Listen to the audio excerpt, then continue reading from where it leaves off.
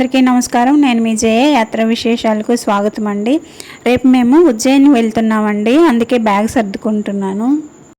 ఉజ్జయిన్లో మహాకాల్ జ్యోతిర్లింగంతో పాటు 2 శక్తిపీఠాలు, కుజగ్రహం పుట్టిన మంగళనాథ్ టెంపుల్, శ్రీకృష్ణ పరమాత్మ చదువుకున్న సాందీపుని ఆశ్రమం, ఇంకా చాలా ఉన్నాయండి. ఉజ్జయిన్ ఎక్కడ ఉంది, ఎలా వెళ్ళాలి, ఎన్ని రోజులు ట్రిప్ ప్లాన్ చేసుకోవాలి, బడ్జెట్ ఎంత అవుతుంది, ఎక్కడ స్టే చేయాలి, ఉజ్జయిన్లో మస్ట్ విజిటెడ్ టెంపుల్స్ ఏంటి అనే విషయాలన్నీ ఈ వీడియోలో మనం తెలుసుకుందాము.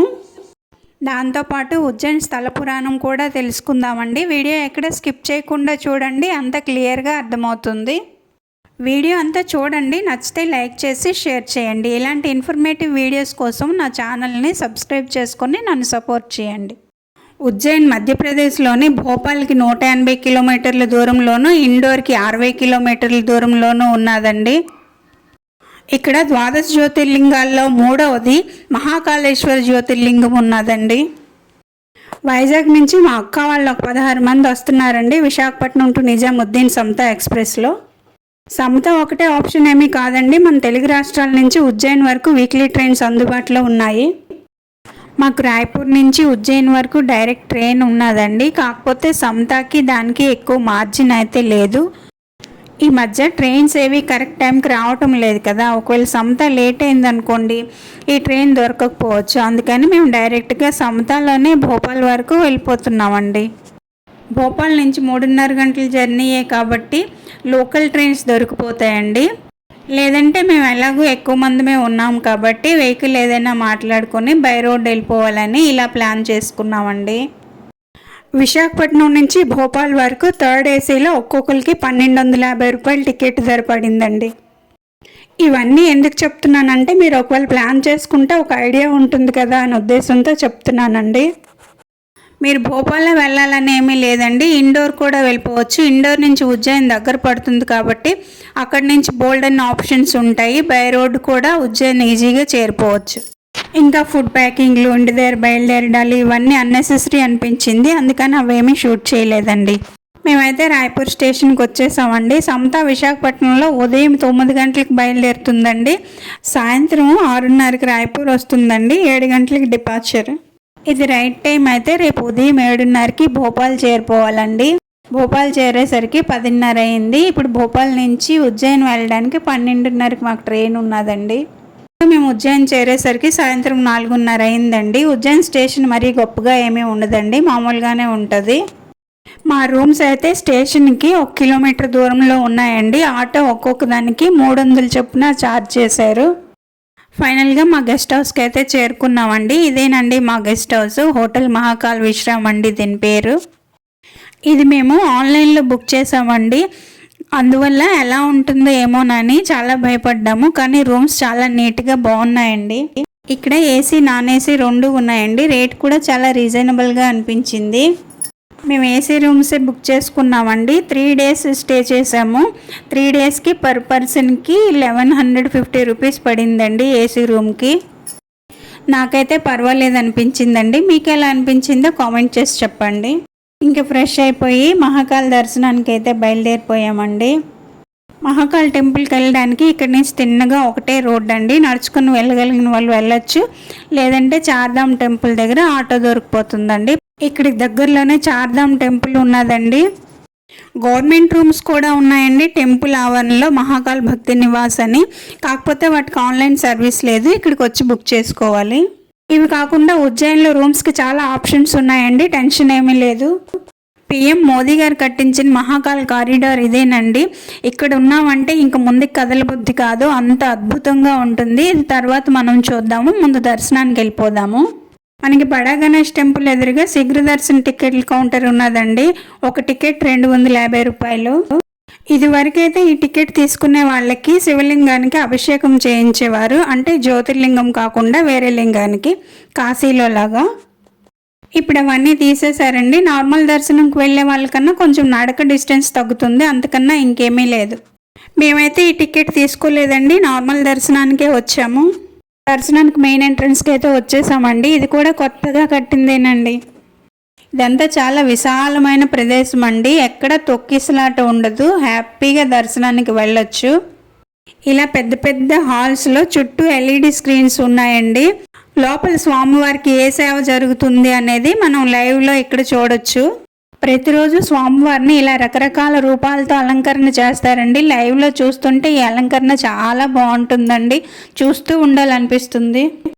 ఇవన్నీ ఈ గోడల మీద ఉన్నాయండి.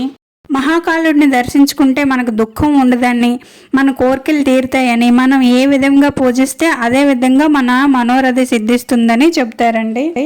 మోక్షప్రాప్తి కలిగించే ఉజ్జయిని పూర్వకాలంలో అవంతికా నగరంగా పిలువబడేది. మోక్షదాయకమైన సప్త మోక్షపురి క్షేత్రాల్లో ఉజ్జయిని కూడా ఒకటి.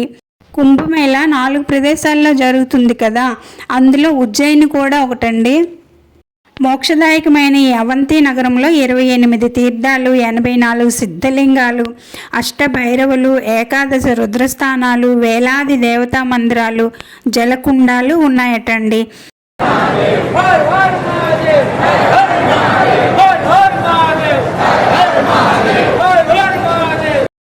ఇప్పుడు మహాకాళేశ్వరుడి స్థల పురాణం తెలుసుకుందాము. పూర్వము అవంతి నగరంలో మహాశివభక్తులైన బ్రాహ్మణులను, వేద పండితులను దూషణుడు అనే రాక్షసుడు చాలా కష్టాల పాలు చేసేవాడు. ఎక్కడా కూడా వైదిక ధర్మానుష్ఠానం జరగకుండా చూడమని తన అనుచరులకు ఆదేశించాడు. అయితే శివభక్తులంతా కూడా కొంచెం కూడా భయపడకుండా శివధ్యానం చేస్తూ శివపూజలో నిమగ్నులైనారు. ఆ సమయంలో దూషణుడు వారి పూజను భంగపరుస్తాడు. వెంటనే పార్థివమూర్తి ఉన్న స్థానంలో ఒక భయంకరమైన శబ్దంతో భూమి బద్దలై ఒక పెద్ద అగాధం ఏర్పడింది. అందులో నుంచి పరమశివుడు ఒక విరాట రూపధారి అయిన మహాకాళ రూపంలో ప్రకటితమై ఒకే ఒక్క హూంకారంతో ఆ రాక్షసుడిని భస్మం చేస్తాడు. అప్పుడు ఇంద్రాది దేవతలు ఇక్కడ జ్యోతిర్లింగ రూపంలో ఉండమని కోరుతారు. దీనికి ఇంకో కథ కూడా ఉన్నదండి. ఉజ్జయిని రాజైన చంద్రసేనుడు మహాశాస్త్రజ్ఞుడే కాక శివభక్తుడు కూడా. శివగణములో ఒకడైన మణిభద్రుడు చంద్రసేనుడికి మంచి మిత్రుడు. అతను ఒక సుందర చింతామణిని చంద్రసేనుడికి ఇస్తాడు. దానిని మెడలో ధరించి ఎంతో తేజస్సుతో కనిపిస్తాడు చంద్రసేనుడు. కొంతమంది రాజులు ఆ మణినిమ్మని చంద్రసేనుడిని కోరుతారు, కానీ చంద్రసేనుడు నిరాకరిస్తాడు. అప్పుడు చంద్రసేనుడిని వాళ్ళంతా ముట్టడిస్తారు. తనని అందరూ ముట్టడించారని తెలుసుకున్న చంద్రసేనుడు మహాకాలుడిని శరణు కోరుతాడు. చంద్రసేనుడు మహాశివభక్తుడు. ఉజ్జయిని మహాకాలుని నగరం కూడాను. దీనిని గెలవటము అసంభవం అని అనుకుని శత్రురాజులు చంద్రసేనుతో మైత్రి చేసుకుంటారు. అందరూ సమిష్టిగా మహాకాలుని పూజిస్తారు. స్వామివారి సాయంత్రం అలంకరణ అయితే ఇలా ఉన్నదండి, దర్శించుకోండి.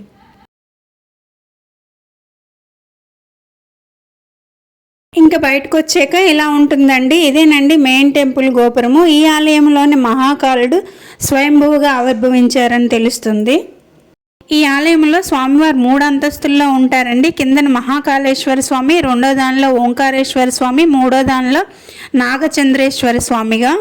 నాగచంద్రేశ్వర స్వామి ఆలయము సంవత్సరంలో ఒకే ఒక్క రోజు శ్రావణ మాసం పంచమి రోజు ఓపెన్ చేస్తారండి. ఆ ఒక్కరోజే దర్శనం ఉంటుంది. ఆ కనిపిస్తున్నది భారతమాత ఆలయం అండి. భారతమాత ఆలయానికి ఎదురుగా కనిపిస్తున్నవే మహాకాల్ భక్తి నివాస్ అండి. ఇందాక నేను చెప్పాను కదా, ఇక్కడ ఆన్లైన్ సర్వీస్ అయితే లేదండి, ఇక్కడికి వచ్చి బుక్ చేసుకోవాలి. ఈ పక్కనే మహాకాల్ మ్యూజియం ఉంటుందండి, చాలా బాగుంటుంది. మీరు ఎప్పుడు వచ్చినా ఒకసారి వెళ్ళండి. భారతమాత ఆలయం పక్కనే హోటల్స్, ఫాస్ట్ ఫుడ్ సెంటర్స్ కూడా ఉన్నాయండి. ఇంకెక్కడ భస్మహారతి ప్రత్యేకత అండి. ఈ మహాకాలుడికి తప్ప ప్రపంచంలో ఇంకెక్కడ ఈ భస్మహారతి జరగదు. ప్రతిరోజు ఉదయం 4 గంటలకు అభిషేకం తర్వాత భస్మహారతి జరుగుతుందండి. భస్మహారతి టికెట్ ఆన్లైన్లో బుక్ చేసుకోవడానికి 15 రోజుల ముందుగా స్లాట్ ఓపెన్ అవుతుందండి. ఈ వెబ్సైట్ లింక్ డిస్క్రిప్షన్లోనూ కమెంట్ బాక్స్లోనూ ఇస్తాను, ఒకసారి చెక్ చేయండి. ఇక ఆఫ్లైన్ అంటే ఇక్కడికి వచ్చి బుక్ చేయాలి అంటే మీరు 2 రోజుల ముందు, అంటే మీకు సోమవారం టికెట్ కావాలి అనుకుంటే శనివారం రాత్రి 8 గంటలకు లైన్ కట్టాలండి. ఆ నైట్ అంతా లైన్లో ఉంటే మరుసటి రోజు అంటే ఆదివారం ఉదయం 8 గంటలకు కౌంటర్ ఓపెన్ అవుతుంది. ఒకరు 5 ఫామ్ నింపి ఇవ్వచ్చండి. అదే రోజు సాయంత్రం 4 గంటలకి మీ మొబైల్కి మెసేజ్ వస్తుంది. ఆ మెసేజ్ని కౌంటర్లో చూపిస్తే మీకు భస్మహారతి టికెట్ ఇస్తారు. సోమవారం కోసమే కాదండి, ఏ వారంకైనా 2 రోజుల ముందుగానే కౌంటర్కి వెళ్ళి టికెట్ బుక్ చేసుకోవాలి. ఈ టికెట్ ఫ్రీ ఆఫ్ కాస్ట్ అండి, మనీ ఏమీ పే చేయక్కర్లేదు. నాకైతే ఇది చాలా లాంగ్ ప్రాసెస్ అనిపించిందండి. ఇంకా మీరు 4 గంటలకు భస్మహారతి చూడడానికి వెళ్ళాలంటే రాత్రి 2 గంటలకే లైన్ కట్టాలండి. మాకైతే ఆన్లైన్లో కూడా భస్మహారతి టికెట్స్ దొరకలేదండి. మేమైతే రాత్రి 3 గంటలకి స్వామివారి నార్మల్ దర్శనానికని లైన్ కట్టామండి. మా అదృష్టం బాగుండి భస్మహారతి తిలకించే భాగ్యం మాకు దక్కింది. ఆ భగవంతుడు ఎవరిని బాధ పెట్టకుండా అలా అనుగ్రహిస్తాడండి. ఊహించని అదృష్టానికి మేము చాలా సంతోషపడి ఆ భగవంతుడికి కృతజ్ఞతలు తెలుపుకున్నామండి. చాలా రష్ ఉన్నదండి. వీడియో తీయడానికి అస్సలు కుదరలేదు. చాలా ప్రయత్నించాను, అయినా సరిగ్గా రాలేదండి. ఇంకా అక్కడి నుంచి మేము బయటకు వచ్చి బడా గణేష్ని దర్శించుకొని హరసిద్ధి మాతా టెంపుల్కి వచ్చేసామండి.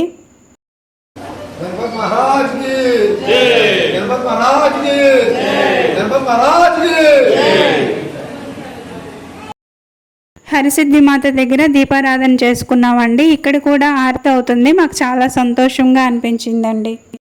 ఇక్కడ సాయంత్రం 7 గంటలకి అద్భుతమైన హారతి జరుగుతుందండి. అది తర్వాత చూద్దరు. కానీ అమ్మవారి దర్శనం చేసుకున్న తర్వాత మేము ఇక్కడి నుంచి సైట్ సీయింగ్కి వెళ్ళిపోయామండి. సైట్ సీయింగ్కి మొత్తం 7 టెంపుల్స్ అండి. Mahakali temple, Kalbhairav temple, Mangalnath temple, Sandipani ఆశ్రమము, సిద్ధివట్టు, భతృహరి గుఫలు, రామ్ ఘాట్. ఈ 7 క్షేత్రాలు దర్శించడానికి 4 నుంచి 5 గంటల సమయం పడుతుందండి. ఆటో వాళ్ళు 5 నుంచి 600 తీసుకుంటారు. షేర్ ఆటోలు అయితే 150 రూపాయలు తీసుకుంటారండి. ముందుగా మహాకాళి అమ్మవారి దర్శనానికి తీసుకొచ్చారండి. ఇక్కడ సతీదేవి పైపెదవి పడిందని చెప్తారు. ఇది 18 శక్తిపీఠాల్లో ఒకటండి. పొద్దున్నే వచ్చాం కదా, ఇక్కడ కూడా అమ్మవారికి అలంకరణ అయిందండి. ఇదిగోండి మహాకాళి అమ్మవారు, దర్శించుకోండి.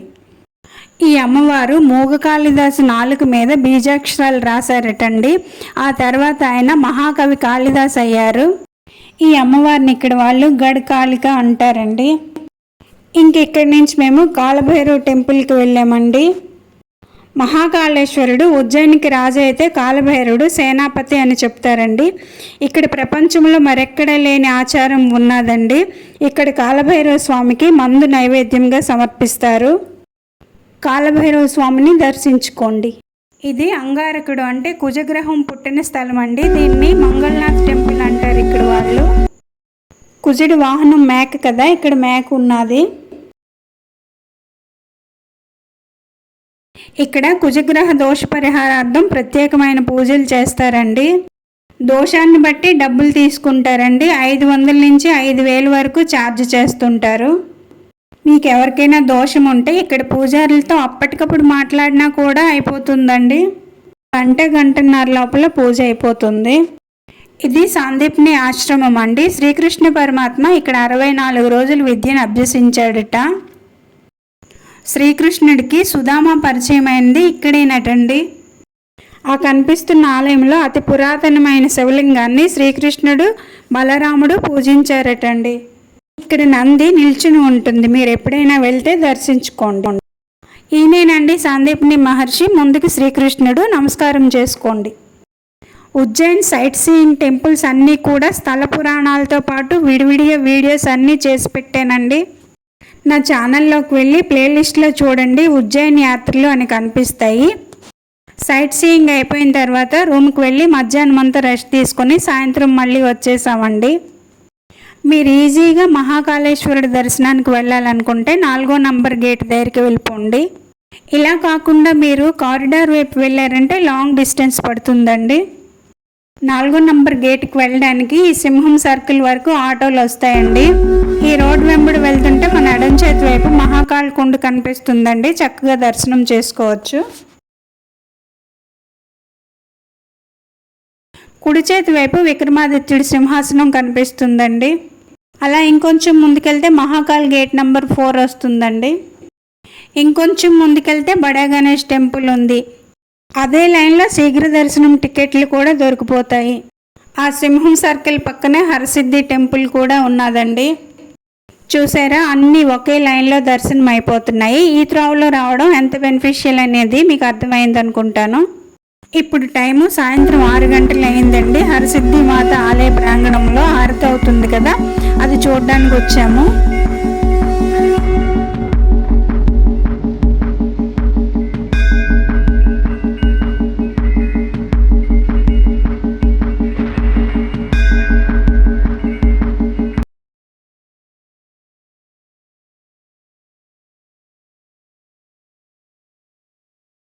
ఈ కిందని ఆల్రెడీ వెలుగుతున్నాయి కదా దీపాలు, ఆ దీపాలు మనలాంటి వాళ్ళు ఎవరైనా ట్రస్ట్కి డబ్బులు కట్టి వెలిగించవచ్చండి.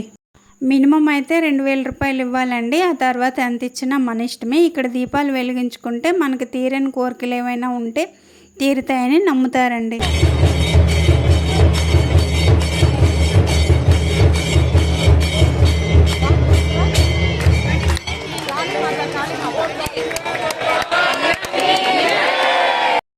హరసిద్ధి మాత స్థల పురాణంతో పాటు ఫుల్ వీడియో పెట్టానండి, ఒకసారి చూడండి. ఉజ్జయిని గురించి నాకు తెలిసినంత వరకు చెప్పానండి. మీకు ఇంకేమైనా తెలిస్తే కమెంట్ బాక్స్లో కమెంట్ చేసి చెప్పండి. ఇవాళకి ఇంతేనండి. నెక్స్ట్ వీడియోలో భస్మహారతి ఎందుకు చేస్తారనే విషయాన్ని తెలుసుకుందాము. వీడియో ఎలా ఉందో కమెంట్ చేసి చెప్పండి. నచ్చితే లైక్ చేసి షేర్ చేయండి. సబ్స్క్రైబ్ చేసుకోవడం మర్చిపోకండి. Thank you for watching. Bye అండి.